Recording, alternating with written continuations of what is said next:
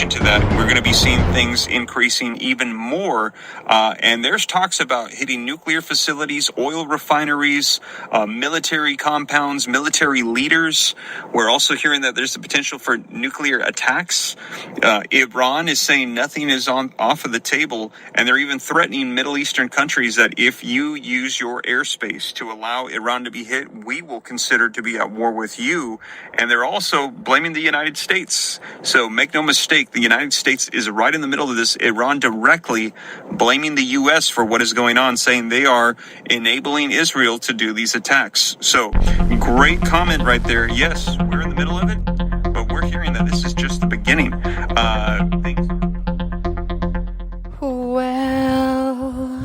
Welcome back. Welcome back. Welcome back. Welcome back. Welcome back, my friends. Welcome back to the show. It is your girl. It's your girl, Shauna Michelle. I hope you're well. I hope that you are better than well, my friends. I hope that you are better than well, my friends. Because just as soon as we go off and we go, let's go do a reaction video to like a movie. Let's go do a reaction video to some like ASMR food videos. Let's go, don't do it. Let's go do a reaction. Let's just go chill and just enjoy the day. Then you get home, you turn on the trusted news source and you say, oh, I forgot. We're at the brink of war, my friends. We are at the brink. We're actually listen, here's the thing. I don't want to cause fear. It's your girl, Shauna Michelle. This is a podcast broadcast for entertainment and educational purposes only. Don't worry. For goodness sakes, we don't fear.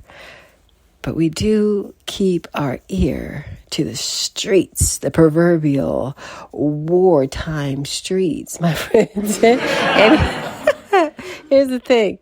Hey, I'm just calling it like I see it. It is what it is. It is not war. It is war. We're looking at the war. Yesterday I was actually... This has nothing to do with anything, but I was listening to an old podcast about 4 years ago when I started. And to anybody who's been listening since 4 years ago, thank you. I appreciate you. I used to smoke weed. I'm going to keep it a buck. I'm going to be very, very transparent. And I used to go on that podcast and I talked about nothing for 20 minutes and then I got into it. So if you got past the 20-minute barrier, like as soon as my high started coming down, I started to get my thoughts in order. I appreciate you.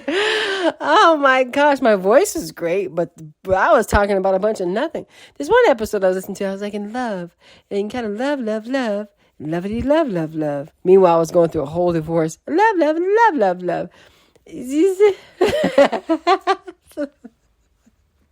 But hey, we got through it, and I'm so happy that you're still here. I am so happy that you've stuck around for all these 4 years later, and we're actually getting into the thick of it. Because see, back in those days, it was really just about getting us through the pandemic. Literally, it started at the first month. It started April 9th, 2019. Just at the beginning of, the just before we got locked down. We got locked down March 11th, 2019. I'll never forget it. And anyways, so that's what it was. And I was talking about a bunch of nothing, but back on task. Now what I'm saying is, see, now we're getting back to it. Focus. This is this tough stuff that we got to talk about. We've inched our way out of, COVID and out of, protests and out of certain presidencies and into other whatever presidencies. But you guys, I want to go on and say this, since I'm in the Waverly thought process portion of this podcast. I just have to ask the question. Okay, take a picture of this. Is Joe Biden giving the first replica of Elon Musk Tesla robot? Huh? Think about it. Just take a think about it. Look how the guy walks, and then you go and Google Elon Musk Tesla robot. The one he just threw out there this week. Tell me that Biden ain't that prototype. And do a side split screen if you can. If you're that technologically advanced, do that. Because I'm pretty sure that clone that we have for president in office right now, allegedly, is Elon Musk's doing. That don't seem like Joe Biden. That man he walks just like it. They have the same walk.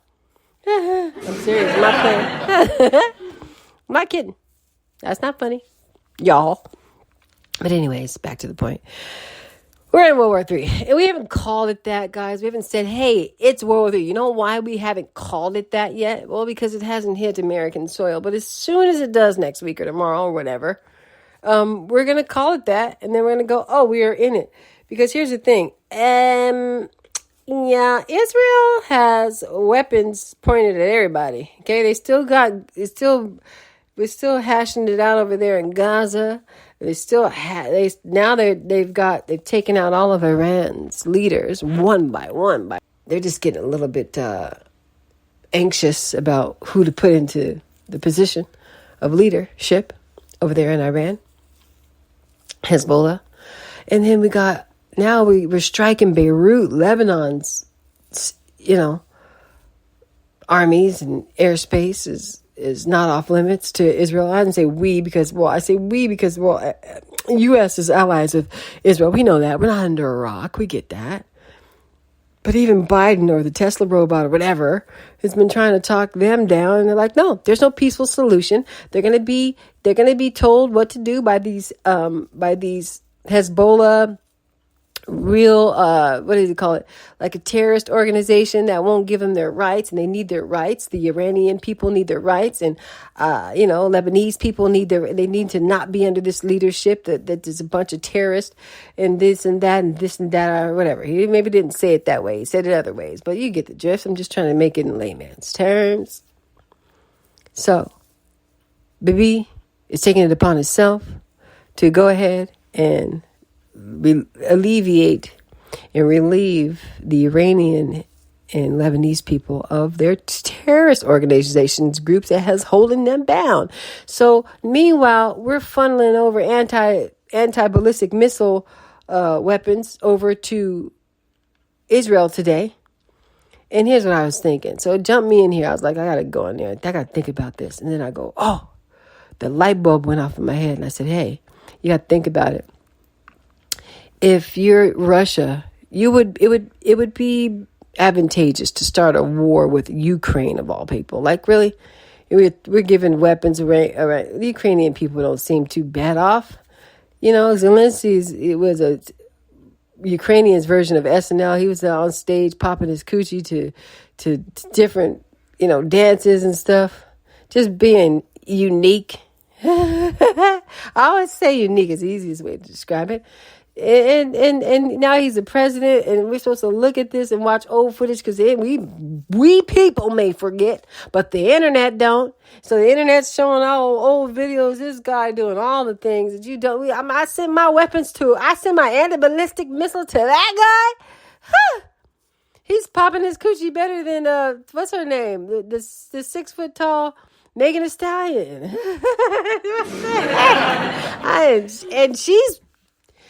Oh, my goodness, we have our priorities mixed up. Everybody stop popping your coochie. Right now. Get it together. We need to get it together. I'm serious. This is a hot mess. There's too many coochies being popped and too many ballistic missiles being dropped. We need to chill out for a minute. Everybody stop. And I'm just saying that for real. I'm saying that with all for realness in me. I'm a child of God, but I'm going to call a spade a spade. And too many coochies is popping around and missiles is going to be dropping around at the same time. We can't that's not how it works. This is out of control. I need everybody to tighten their ship. Anyways, so if I'm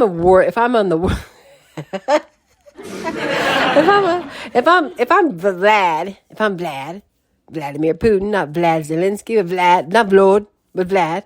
If I'm Vlad, I'm going to say, yeah, I'm going to go ahead and drop some bombs on that little coochie popper. And then, And then what I'm going to do is I am going to have the U.S., who is your friends for whatever reason, they're not part of NATO, but U.S. decided to be friendly with, Ukraine because they don't like Vladimir Putin so much that they'll just, help him out.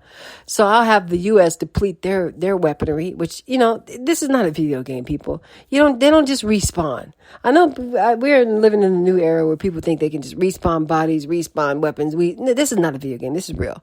So we dropping off our weapons over there to the Zelensky and crew for the past, 3 years. How long that war been going on? 2 years?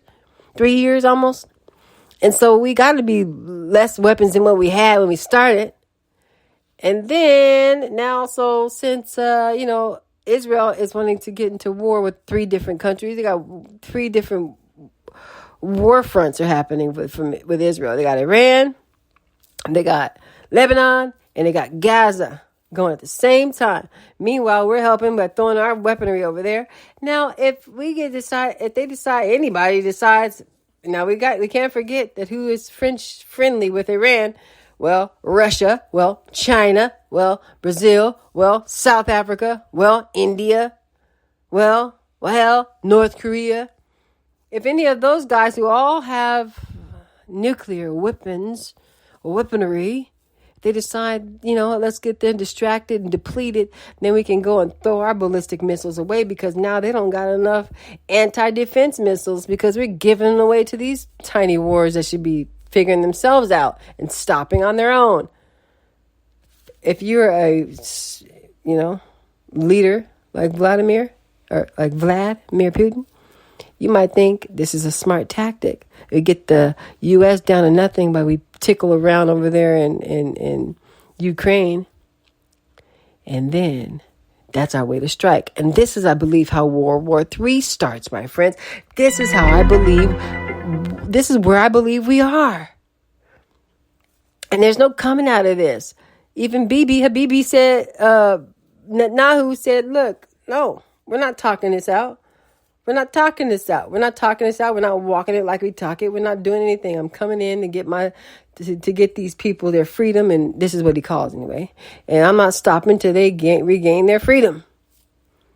Meanwhile, I'm looking at scripture because I need to understand what's really good. Luke 21:20 tells me exactly what I'm looking at. It says, when you see Jerusalem being surrounded by armies, you will know that its desolation is near. And what does desolation mean, my friends? Desolation means it means the definition is it's an emptiness, hopelessness. It is meaning that it is barren. It is going to be torn apart. Desolation means it's over, my friends. We don't have much we can look at when it comes to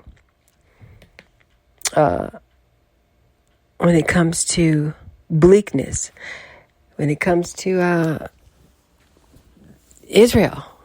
I think it's going to be torn to shreds. I think Jeremiah 50 is rolling up. I think Babylon 8, Revelation 17:18 is rolling up. I think it's all happening, my friends. I think it's all just about to start. But I think one thing we need to know now is we need to understand that, yes, what we're looking at is absolutely frightening. Just when you think you're chilling and you're coming home from a nice Sunday church or at brunch with your friends or whatever you did, and then you realize, you turn on this podcast and you realize that World War III is knocking at our very front doors, then you'll realize, keep your eyes to the sky, keep your head to the good book, the biblical prophecies that we're looking at right now. Keep prayed up. Ask Jesus into your heart. Get saved now. Time is near. And in the meanwhile, have a wonderful rest of your day. We'll be back next time for more. Later.